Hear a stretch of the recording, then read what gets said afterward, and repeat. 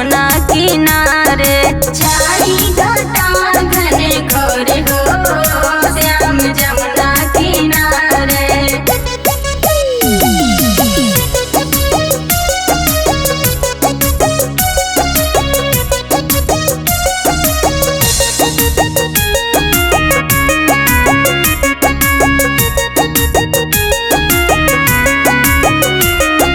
काहिन के पेड़ कहने के पतला, काहिन के पेड़,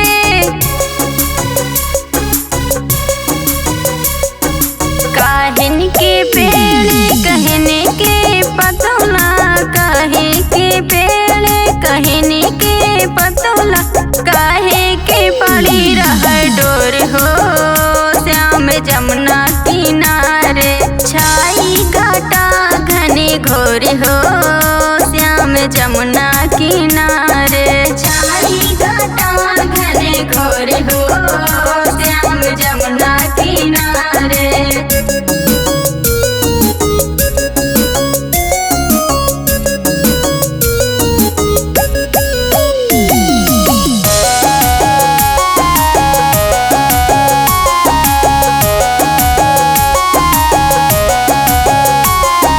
चंदाने पेड़ निम्बुली के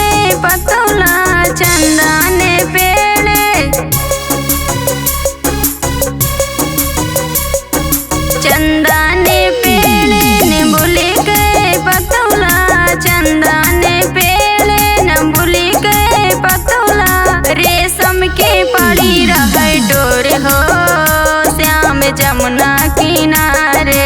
छाई घटा घने घोर हो श्याम जमुना किनारे। छाई घटा घने घोर हो श्याम जमुना किनारे।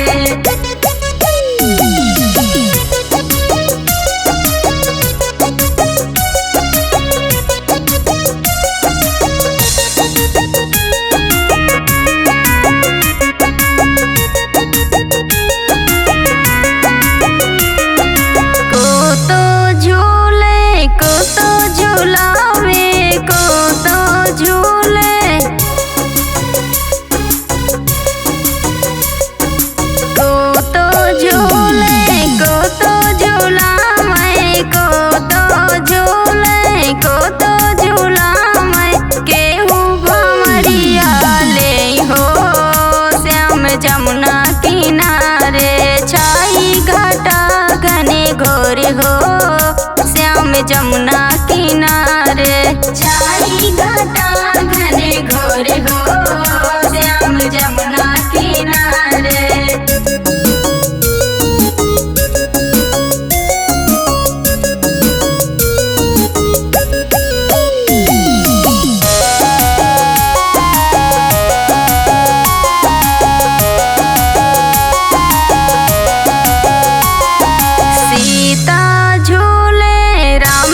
झूला में सीता झूले,